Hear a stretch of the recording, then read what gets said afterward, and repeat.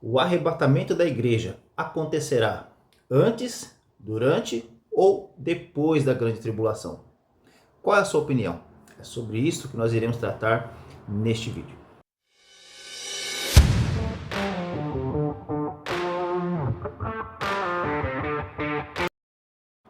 Existe um grande debate sobre quando se dará o arrebatamento da igreja. O arrebatamento da igreja é ponto comum entre todos. Ele acontecerá.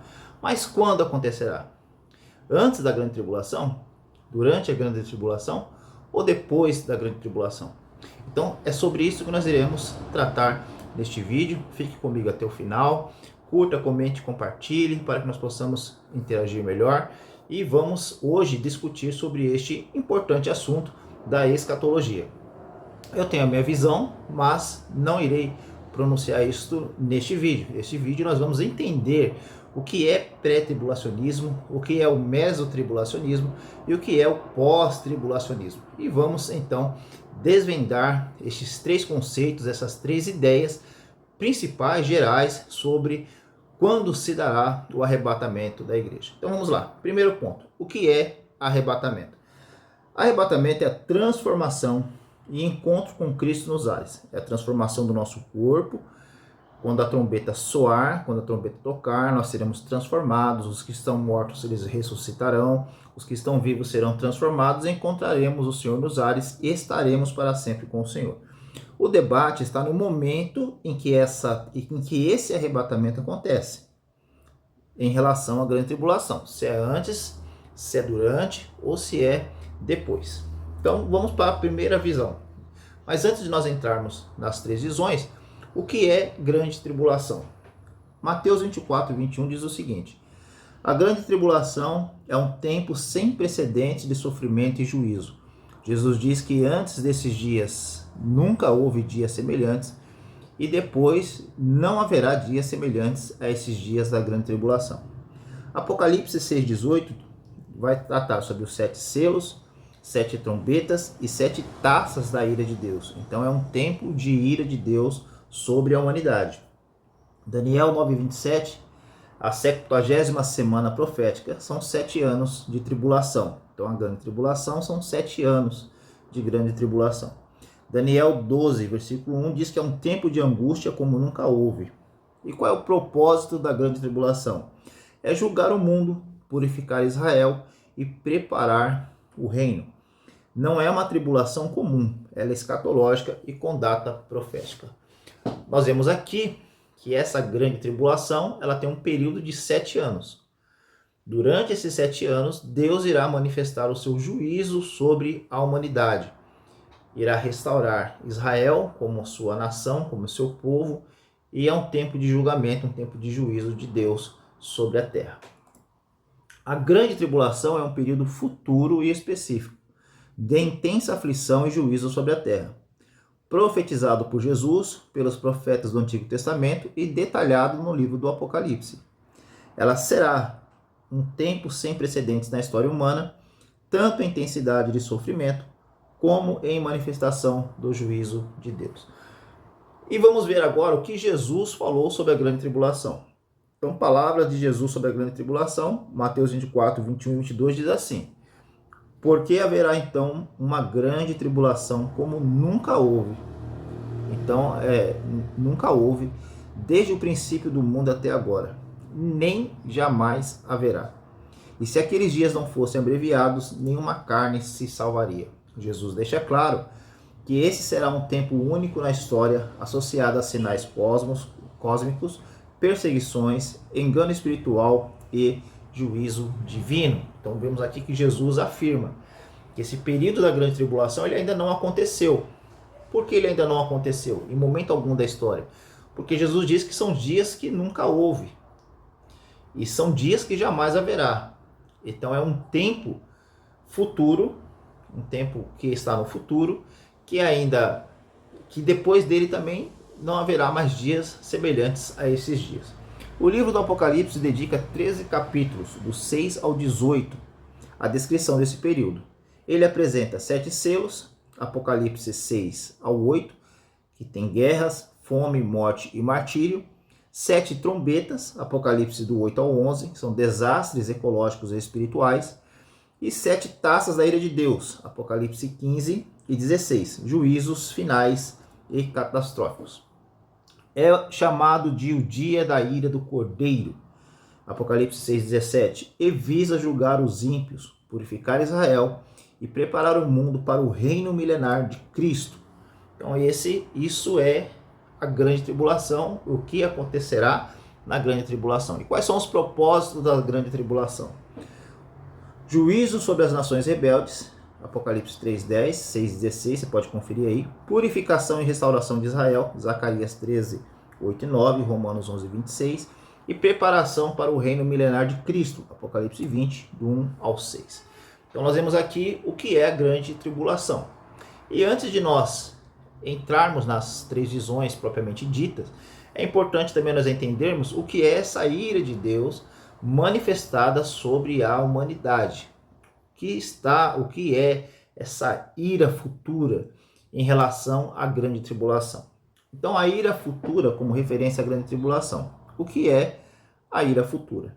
O apóstolo Paulo afirma: e esperar dos céus a seu Filho, a quem ressuscitou dos mortos, Jesus, que nos livra da ira futura. 1 Tessalonicenses capítulo 1, versículo 10. A expressão ira futura se refere a um juízo divino ainda por vir. Esse conceito não aponta apenas para a condenação eterna, mas para uma manifestação específica da ira de Deus na história, ou seja, um tempo de juízo sobre o mundo.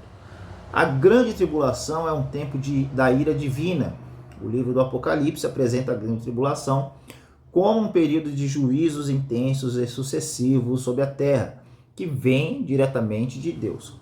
Selos, trombetas e taças são manifestações da ira de Deus. O clímax ocorre em Apocalipse 15, 1. Vi no céu outro sinal grande e admirável, 7 anjos, tendo os 7 últimos flagelos, pois nele se consumou a ira de Deus. Então a ira de Deus será um tempo de manifestação do seu juízo sobre a terra. E essa ira de Deus será manifestada, será derramada, será lançada sobre a humanidade no período da grande tribulação.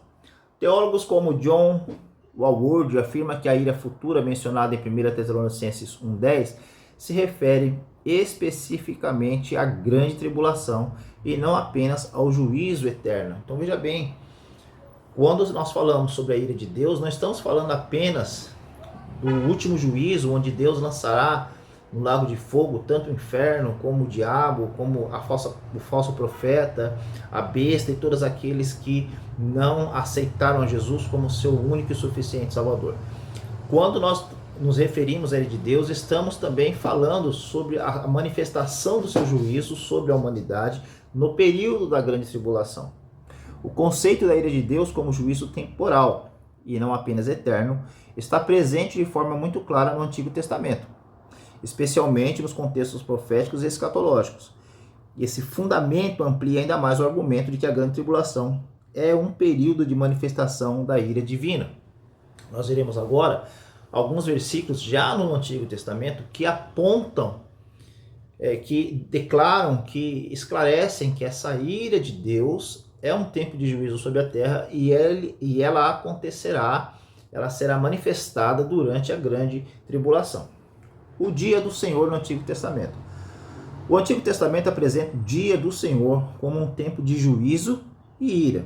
Sofonias 1, 14 e 15. O grande dia do Senhor está perto. Dia de indignação, dia de angústia e aperto. Dia de alvoroço e desolação. Isaías 13, 9. Eis que o dia do Senhor vem, ardendo com ira e ardente furor, para pôr a terra em assolação e destruir dela os pecadores. Joel 2, 1 e 2. Tremei, porque o dia do Senhor vem, já está perto, dia de trevas e escuridão. Então, quando nós falamos sobre o dia do Senhor, estamos falando de um dia específico, que não é a volta de Jesus, mas é o dia em que o Senhor, nosso Deus, derramará sobre a terra sua ira. Esse dia do Senhor é visto como um tempo profético de ira derramada sobre as nações por causa do pecado. tipificando e antecipando o período descrito em Apocalipse como a grande tribulação. Em Apocalipse 6, 16 e 17, as pessoas dizem: escondei-nos da face daquele que está assentado no trono e da ira do Cordeiro, porque é vindo o grande dia da sua ira. Ou seja, o dia do Senhor no Antigo Testamento e o dia da ira do Cordeiro no Novo Testamento são descrições paralelas de um mesmo evento escatológico, um período de juízo divino sobre a terra que nós conhecemos como período da grande tribulação. Como a igreja já está justificada em Cristo, ela não está destinada à ira. Isso reforça a ideia de que a igreja será retirada antes desse tempo profetizado, o mesmo tempo que os profetas chamaram de o grande e terrível dia do Senhor. O Antigo Testamento apoia a ideia da ira de Deus como juízo escatológico, conectando-se perfeitamente ao ensino do Novo Testamento sobre a grande tribulação. Isso fortalece ainda mais a base bíblica e teológica da visão pré-tribulacionista, mas isso nós veremos mais para frente. Portanto, a base bíblica e teológica sólida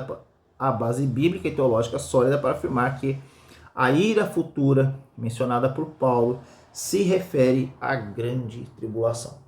Então nós vimos que a grande tribulação é um período de 7 anos, de dias terríveis, dias que jamais existiram, jamais existirão, dias em que a humanidade experimentará o derramar, o furor da ira de Deus e da ira do Cordeiro, daquele que está assentado no trono, e do Cordeiro é o derramamento desta ira sobre a terra, esse juízo sobre a humanidade por terem recusado Jesus e por terem não participado da salvação, acabarão sofrendo, passando por esta ira do Todo-Poderoso que será derramado sobre a terra. Então, vamos lá, as 3 visões: pré-tribulacionismo, mesotribulacionismo e pós-tribulacionismo. Antes da grande tribulação, o arrebatamento da igreja, ou o arrebatamento da igreja durante a grande tribulação, ou o arrebatamento da igreja após a grande tribulação. E vamos começar pelo pré-tribulacionismo. Pré-tribulacionismo. Argumentos pré-tribulacionistas. Primeiro, 1 Tessalonicenses 1,10. Livramento da ira futura. 1 Tessalonicenses 5,9. Não fomos destinados à ira. E Apocalipse 3,10. Guardar na hora da provação. Apocalipse 4,18. Ausência da igreja durante esse período da grande tribulação. Uma das bases, um dos textos mais usados pelos pré-tribulacionistas para reforçar a ideia de que Jesus vem buscar a sua igreja antes da grande tribulação, está em 1 Tessalonicenses capítulo 1, versículo 10, que diz o seguinte: e esperar dos céus o seu Filho, a quem ressuscitou dos mortos, Jesus, que nos livra da ira futura. Nós vimos, alguns minutinhos atrás, que a ira de Deus será derramada sobre a humanidade. E Paulo afirma aqui em 1 Tessalonicenses capítulo 1, versículo 10, que nós seremos livres por Jesus desta ira futura. Então, nesse pensamento, a igreja não passa pela grande tribulação. Aliás, o arrebatamento é o ponto inicial para o início da grande tribulação. Ou seja, a igreja é arrebatada, e aí após esse arrebatamento da igreja é que se inicia a contagem dos 7 anos, se inicia a grande tribulação. 1 Tessalonicenses 5,9. Porque Deus não nos destinou para a ira. Estamos se referindo àquela ira da grande tribulação, mas para a aquisição da salvação por Jesus Cristo, por nosso Senhor Jesus Cristo. Apocalipse 3,10. Como guardaste a palavra da minha paciência, também eu te guardarei da hora da tentação, que há de vir sobre todo o mundo, para tentar os que habitam na terra.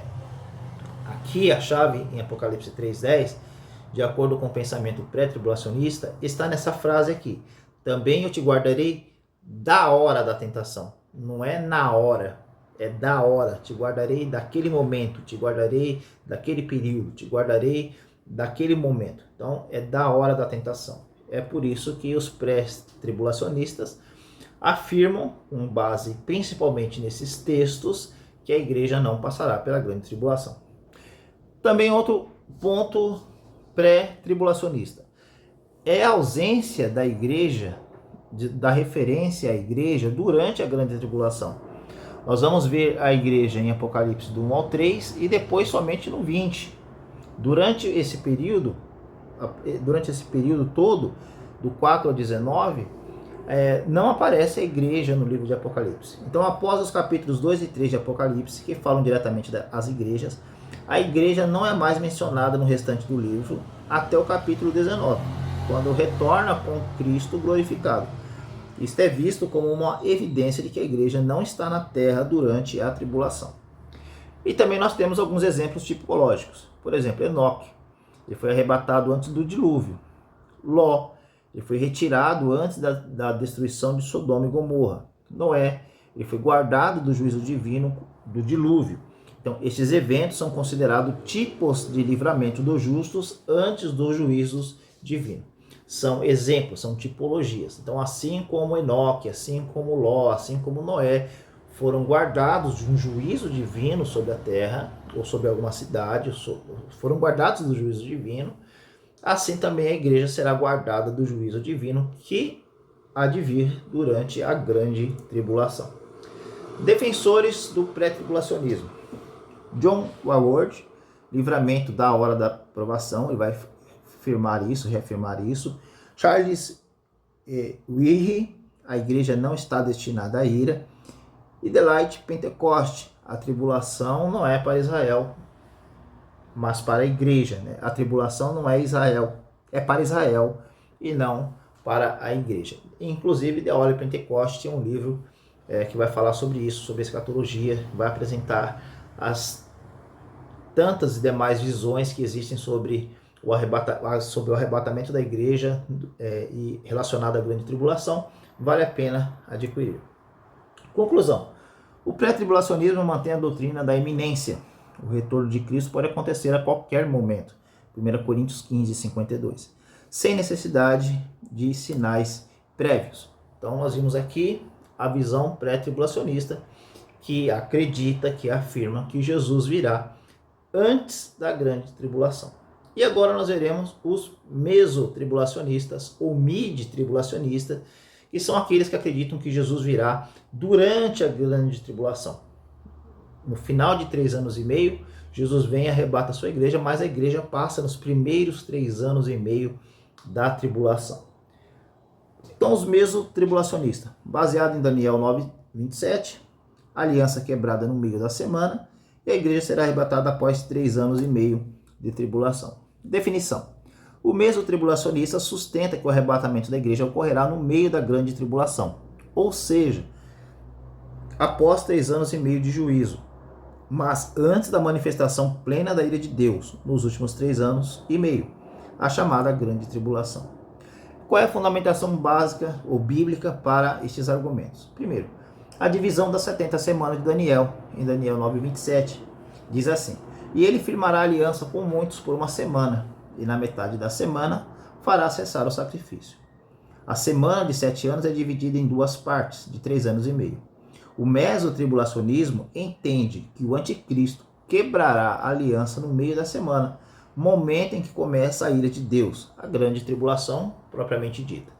Então, nesta visão, o anticristo começa a reinar, começa a ser o líder mundial da humanidade, e durante 3 anos e meio está tudo bem. A igreja continua aqui, as coisas continuam acontecendo.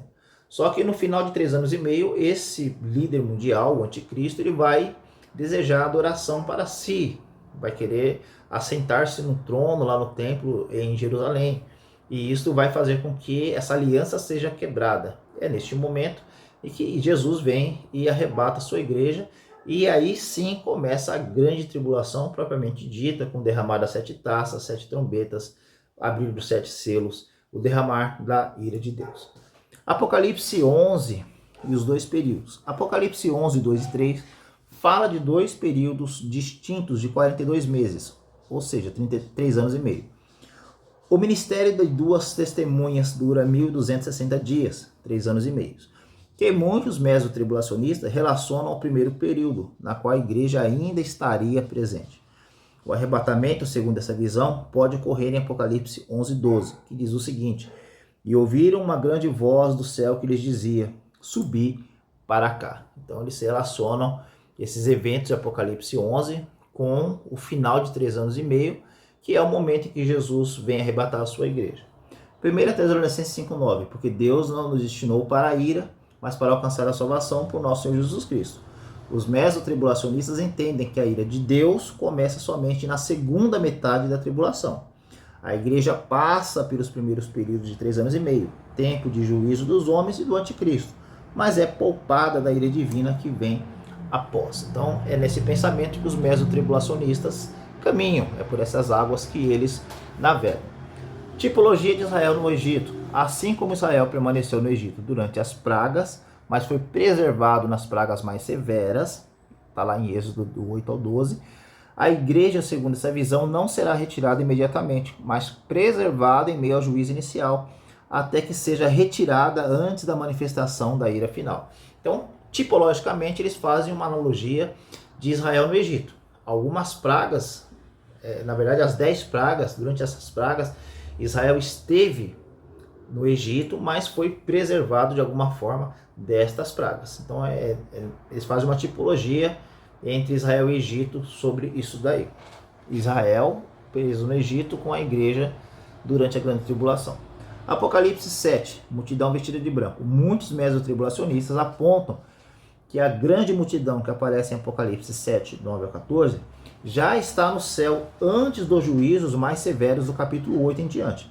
Isso sugere que o arrebatamento pode ser ocorrido após o início da tribulação, mas antes da manifestação plena da ira de Deus. Fundamentação teológica. Natureza da tribulação. A tribulação não é apenas juízo, mas também um tempo de prova, purificação e testemunho. A igreja tem papel missionário nos primeiros anos da tribulação, inclusive com mártires que selam o seu testemunho. A progressividade dos juízos. A tribulação é progressiva, começa com ações humanas e do anticristo, que são os selos, e só depois vem os juízos diretos de Deus, trombetas e taças. Isso permite a leitura de que os primeiros juízos não constituem ainda a ira de Deus, permitindo a presença da igreja até certo ponto. É nesse caminho que os mesotribulacionistas andam.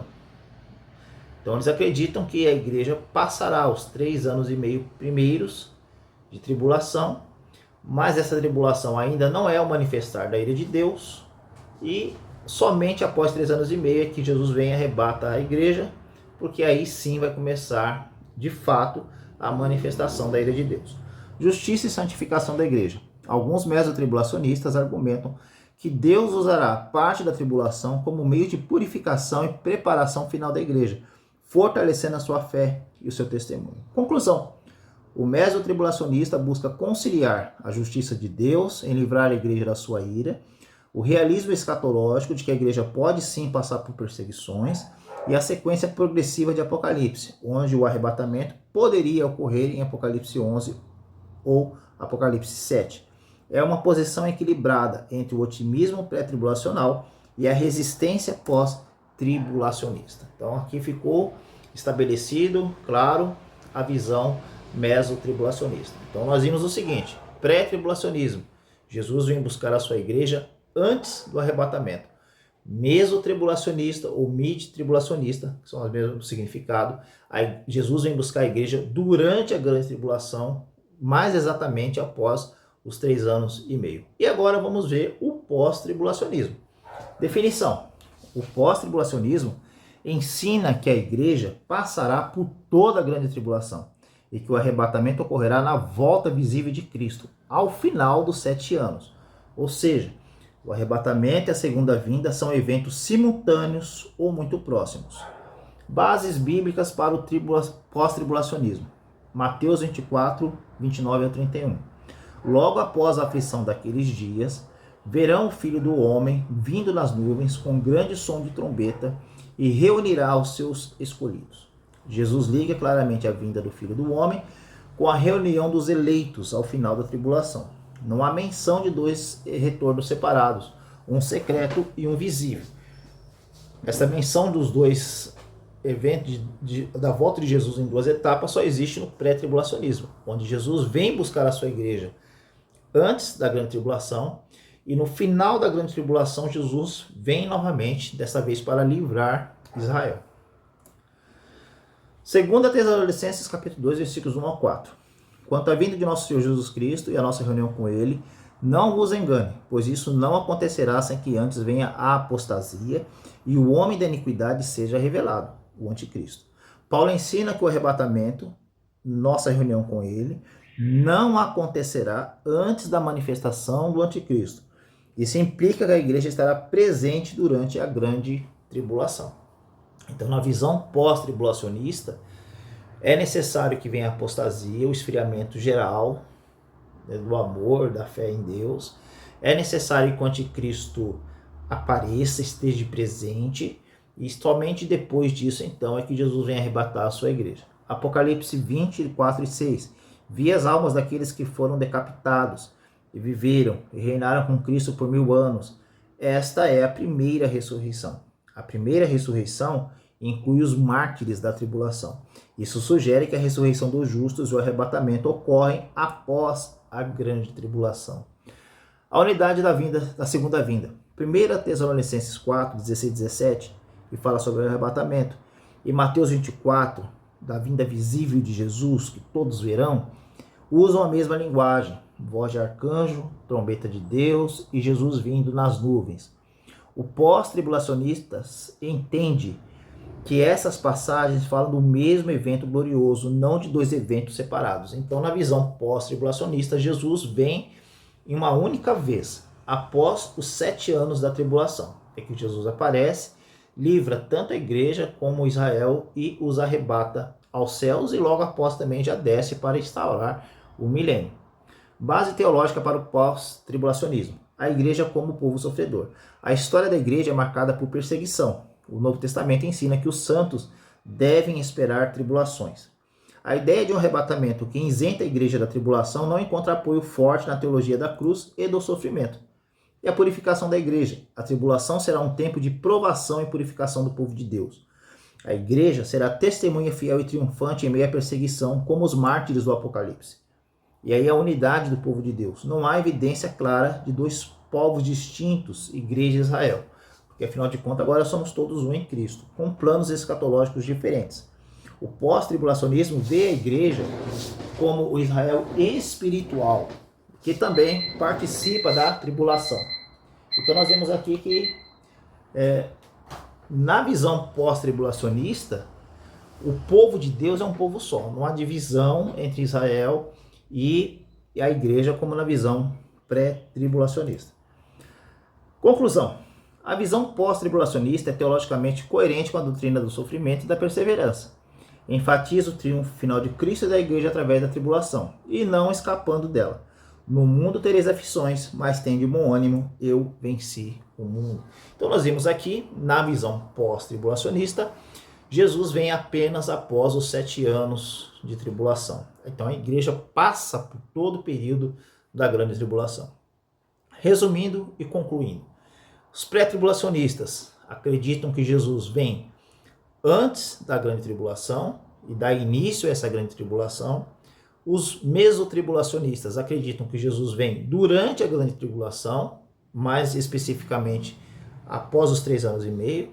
E os pós-tribulacionistas acreditam que Jesus vem apenas após a grande tribulação. Então, nesse pensamento, a igreja passa por toda a grande tribulação. E você? No que acredita? No que mais se identifica dentre essas 3 ideias? Deixe o seu comentário, inclusive suas dúvidas, suas sugestões, e nós estaremos respondendo.